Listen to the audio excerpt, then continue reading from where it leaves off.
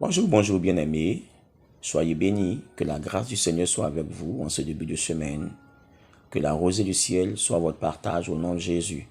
Vous êtes à votre émission de méditation et de formation, l'eau vive du jour, votre serviteur, le pasteur Darius. Précédemment, nous avons vu que Dieu nous demande de nous affectionner aux choses du ciel et non à celles qui sont sur la terre. Colossiens 3, le verset 2, la Bible déclare « Affectionnez-vous aux choses d'en haut et non à celles qui sont sur la terre ». Jésus lui-même a dit « Recherchez premièrement le royaume des cieux et sa justice et le reste vous sera donné par-dessus tout. » Donc, c'est clair. Le ciel est la vision de tout disciple de Jésus de Nazareth. Le ciel est l'objectif majeur de tout disciple de Jésus de Nazareth. Nous avons terminé la séance dernière sur une question. Mais qu'est-ce qu'il y a au ciel? Pour que nous puissions nous affectionner aux choses du ciel, il y a quoi au ciel? Sur la terre, on peut clairement dire ce qu'il y a. Voilà. La convoitise de la chair, la convoitise des yeux, l'orgueil de la vie, c'est-à-dire ce que nos yeux peuvent voir, ce que notre chair peut désirer, et puis ce que notre position peut nous donner comme, je veux dire, ou bien état d'âme. Sur la terre, il y a les voitures, il y a les femmes, il y a les hommes, il y a la nourriture. En tout cas, il y a tout ce que nos yeux peuvent, voilà, ce que notre cœur désire, comme élément de satisfaction. Voilà, ça est là, à notre portée. Et au ciel, qu'est-ce qu'il y a? Vous voyez, aujourd'hui, ici, beaucoup de prédications tournent autour des choses de la terre. Et on pousse les gens à manger les biens sacrifiés aux idoles. C'est tout simplement parce que sur la terre, on voit toutes ces choses. On voit toutes ces choses. Mais au ciel, les choses sont spirituelles. Bien que Jésus nous demande d'aspirer aux choses célestes, c'est bien ce qu'il a demandé au jeune homme riche de vendre tous ses biens, de distribuer aux pauvres afin d'avoir un trésor dans le ciel et de venir le suivre. Qu'est-ce qu'il y a au ciel? C'est une question très importante. Parce que pour nous affectionner aux choses des cieux, il faut bien qu'on sache ce qu'il y a au ciel. Pourquoi devons-nous abandonner les choses de la terre pour aspirer aux choses d'en haut? Qu'est-ce qu'il y a en haut? C'est une question vitale. Qu'est-ce qu'il y a en haut? Aujourd'hui, je veux dire, on a arrêté d'enseigner sur les choses d'en haut. Et les résultats est assez, je vais dire, pitoyable. On voit aujourd'hui beaucoup de disciples de Christ qui ne connaissent même pas le ciel, qui ne connaissent rien des choses d'en haut, mais connaissent tout de la terre. Et ce sont les choses de la terre qu'on veut posséder. Mais Jésus a bien dit qu'en recherchant les choses du ciel, il nous donnera les choses de la terre, en tout cas ce dont nous avons besoin par-dessus tout. Qu'est-ce qu'il y a au ciel, bien-aimés?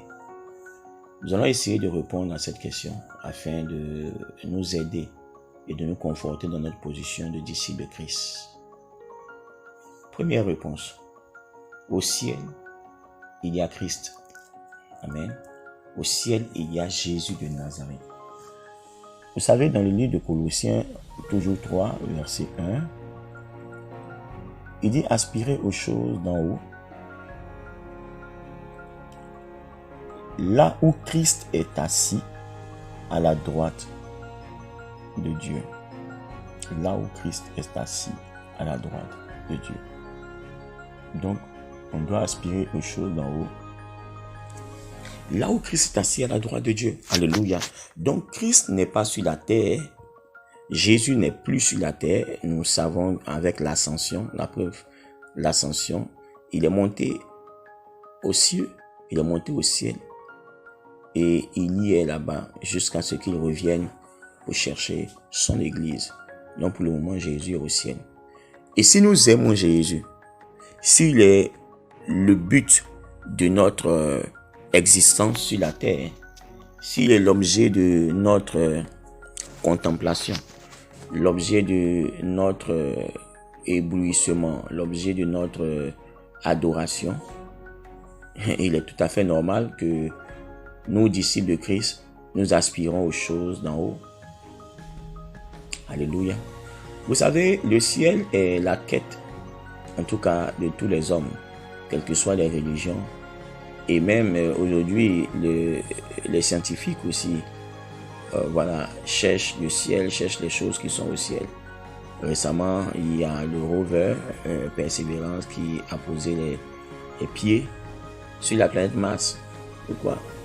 Vous désirez, vous se posez la question de savoir s'il y a une source de vie, il y a une vie à exister sur Mars, parce qu'ils ont fini avec la Lune. Donc, le ciel a été toujours l'objet de contemplation, l'objet d'émerveillement, et ça a été la quête de l'homme.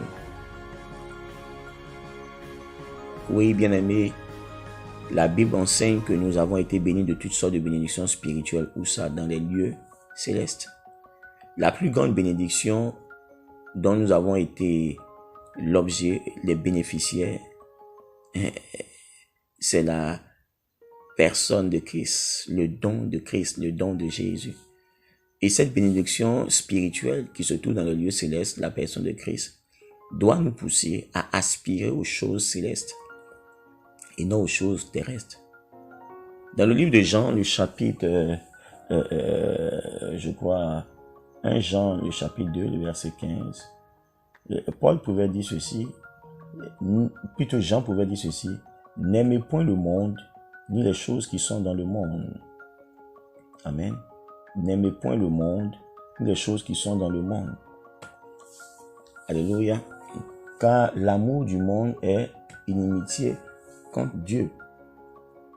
Car l'amour du Père n'est point en lui. Tout ce qui est dans le monde, la convoitise de la chair, la convoitise des yeux, l'orgueil de la vie ne vient point du Père, mais vient du monde. Et le monde passe et sa convoitise aussi. Mais celui qui fait la volonté de Dieu demeure éternellement. Alléluia. Amen. Demeure éternellement. Donc, Jésus a dit clairement que vous êtes dans le monde, mais vous n'êtes pas du monde. Mais si nous ne sommes pas du monde, nous sommes d'où? Nous sommes du ciel. Tout disciple de Jésus est du ciel, est un citoyen du ciel. C'est pour cela, sachez que Jésus est là-bas. Il a dit, je m'en vais vous préparer une place. Donc, chrétiens, chrétiennes, affectionnons-nous aux choses d'en haut parce que c'est la demeure de Christ, parce que Christ y est. Et je pourrais dire que le ciel, ce n'est pas d'abord, ce n'est pas seulement le firmament, sinon ce n'est même pas le ciel selon Dieu, ce n'est pas le firmament. Savez-vous que chaque fois que nous rentrons en prière, cachés dans notre chambre, nous sommes au ciel? Oui, nous sommes au ciel. Parce que là où se trouve le Seigneur Jésus, c'est le ciel. Savez-vous que le ciel sans Jésus, ce n'est pas le ciel? Oui, le ciel sans Jésus, ce n'est pas le ciel. Le ciel pour les enfants de Dieu, c'est d'abord Jésus de Nazareth. Donc si on aime le Seigneur Jésus, si on veut le servir, s'il est le but de notre marche sur cette terre, il est la raison de vivre de chacun d'entre nous, nous devons nous affectionner au ciel et les choses qui sont dans le ciel. Il a dit clairement que je suis du ciel et vous, vous êtes de la terre. Jean 8, je suis d'en haut, vous êtes d'en bas. Vous êtes d'en bas. Je ne suis pas de ce monde, vous êtes de ce monde. Alléluia. Enfants de Dieu, nous ne sommes pas de ce monde. Nous sommes de Dieu, nous sommes du ciel. Et c'est pour cela que nous devons aimer le ciel en aimant Jésus de Nazareth. Celui qui aime Jésus, il aime le ciel. Celui qui aime Jésus, il aspire véritablement aux choses d'en haut. Aspirer aux choses d'en haut, ce n'est pas prendre un montgolfière ou bien une fusée pour aller, je veux dire, sur une planète quelconque. Non, aspirer aux choses d'en haut, c'est d'abord aspirer à être comme Christ. À être comme Christ, aimer Christ, parce qu'une fois que nous aimons Christ, nous sommes au ciel. Donc, voilà. celui qui aime Jésus de Nazareth, il s'affectionne forcément des choses d'en haut. Voilà, là où Christ est, assis à la droite de Dieu. Amen. Rappelons-nous de la vision d'Étienne, lorsqu'il était en train d'être lapidé. Il dit, je vois Dieu assis sur son trône et le Fils de Dieu debout à la droite de Dieu. Alléluia. Debout à la droite de Dieu. Debout à la droite de Dieu. Donc, lorsque nous prêchons l'évangile, nous prêchons parce que nous sommes des citoyens des cieux. Lorsque nous annonçons l'évangile, nous l'annonçons parce que nous sommes d'en haut et non d'en bas. Et parce que nous sommes d'en haut, nous nous affectionnons aux choses d'en haut. Écoutez-moi, je vais terminer avec ça. Christ est en haut. Et en tant que disciples de Jésus, nous devons nous affectionner aux choses d'en haut parce que c'est là-bas que Christ se trouve, c'est là-bas que Jésus se trouve.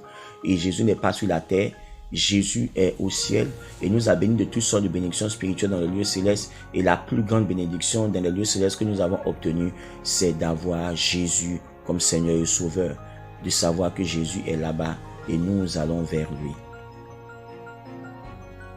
Voici ce qu'on a en haut. Et cela, c'est bien plus mieux que tout ce qui peut être bien sur la terre. Paul a dit, j'ai renoncé à tout pour saisir Christ. Oui, Paul le comprenait. N'est-ce pas lui qui a dit que je suis tiraillé de toutes parts, je paraphrase, que d'une part je voudrais aller et être avec le Seigneur pour toujours. Comment un homme sur la terre peut désirer mourir? Mais parce que l'objet de ses recherches, le but de sa vie se trouve au ciel et il voulait aller le rejoindre. Vous savez, quand vous aimez le Seigneur, vous voulez rester avec le Seigneur tout le temps. Alléluia, tout le temps. Et il nous laisse ici parce que nous avons une mission à faire et parce qu'il est en train de nous préparer une place. Lorsque cette place sera fournie, préparée, nous irons avec lui. Gardez cette parole. Que Dieu vous bénisse. Au nom de Jésus. Bonne journée. Amen.